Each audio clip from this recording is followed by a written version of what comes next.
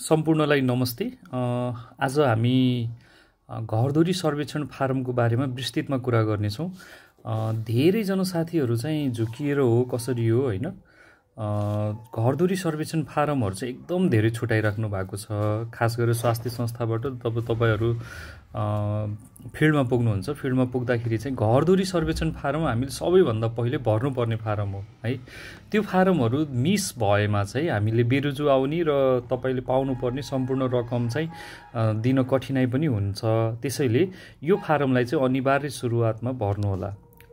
जस्तै म यहाँ सम्पर्कमा गएको छु। सम्पर्कमा हेल्थ पोस्ट 2 भनेर एउटा डेमो एप खोलेको छु हैन। अगैया भनेर एउटा ईपीआई सेन्टर छ। मैले खोप केन्द्र अगैयालाई खोली। यहाँ स्वयंसेविका हुनुहुन्छ सुन्तली थापाको क्षेत्र है। अब उहाँको क्षेत्रमा म गएर एउटा घरधुरी सबैभन्दा पहिला दर्ता गर्छु। सम्पर्क व्यक्तिको नाम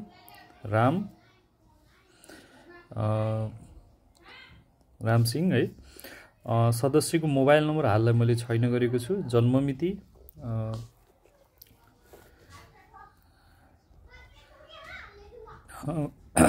पुरुष, धर्म, वैवाहिक स्थिति सबै कुरा हजुरले डिटेल भरिसकेपछि बुझाउनुहोस्मा घर नम्बर राखिदिनुस् हैन 1 2 3 4 5। त्यसपछि अन्त केही नगरेर बुझाउनुहोस्मा क्लिक गर्यौं है।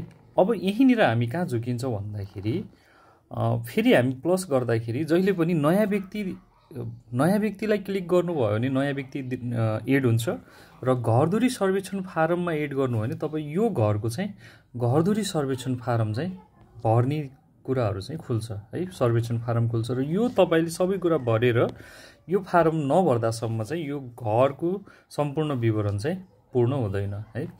त्यसैले यो प्लस गरेर तपाईले अर्को व्यक्ति थप्नु पर्यो भने नयाँ व्यक्तिमा जानी र यदि सबै व्यक्ति थपिसक्नु भएको छ भने घरधुरी सर्वेक्षणमा चाहिँ जानुपर्छ है।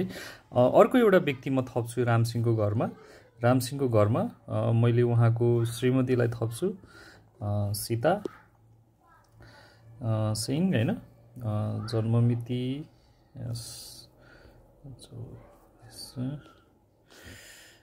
महिला छैन।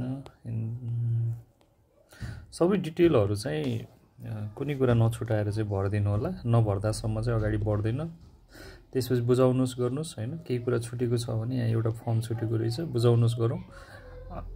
अब तपाईहरु ब्याक गर्नु पर्दैन। यो मातहतमा लेखेको ठाउँबाट चाहिँ सिधै रामसिंहको घरधुरी यो जुन ब्लू कलरहरुमा हाइलाइट छ 1 2 3 4 5 रामसिंहको घरधुरी यो क्लिक गर्ने बित्तिकै सिधै घरधुरी खुल्छ है। अब राम र सीता चाहिँ यो घरमा एड हुनु भयो है। अब हामी के गर्छौं, अब अन्य फर्महरु भर्नु अगाडि सबैभन्दा पहिला घरधुरी सर्वेक्षण फारम है नबिर्सनु होला। घरधुरी सर्वेक्षण फारम भर्नुपर्छ।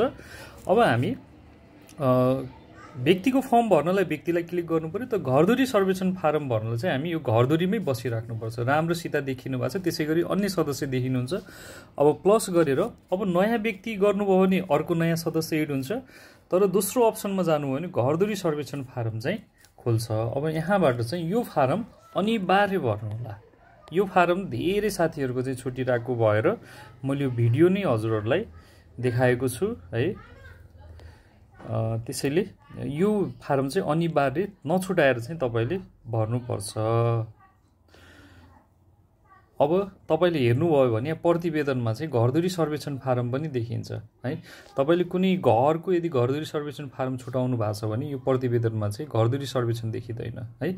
यसपछि तपाईहरु अगाडि बढेर मानव सीता सिंहको महिला सर्वेक्षण फारम भर्नुभयो। सीता सिंहलाई क्लिक गर्ने र प्लस गरेर महिला सर्वेक्षण फारम वा गर्भवती दर्ता वा अन्य फारमहरु चाहिँ तपाईले यतैबाट भर्न सक्नुहुन्छ है। याद गर्नु होला हामी के गर्छौं, ईपीआई क्लिनिकमा जान्छौं, स्वयंसेविकाको क्षेत्रमा गएर कुनै एउटा घरधुरीलाई सिलेक्ट गर्छौं। घरधुरी छानिसकेपछि हामीले सिधै प्लस गरेर चाहिँ घरधुरी सर्वेक्षण फारम चाहिँ यतैबाट भर्नुपर्छ। सर्वेक्षण फारम नदेखिएमा वा तपाईलाई कुनै समस्या भएमा चाहिँ हामीलाई तुरुन्तै व्हाट्सएप ग्रुपमा वा फोन कलबाट चाहिँ तपाईलाई लागेको कन्फ्युजनहरु चाहिँ फोनबाट सोध्न सक्नुहुन्छ। हस्, थ्यांक यू।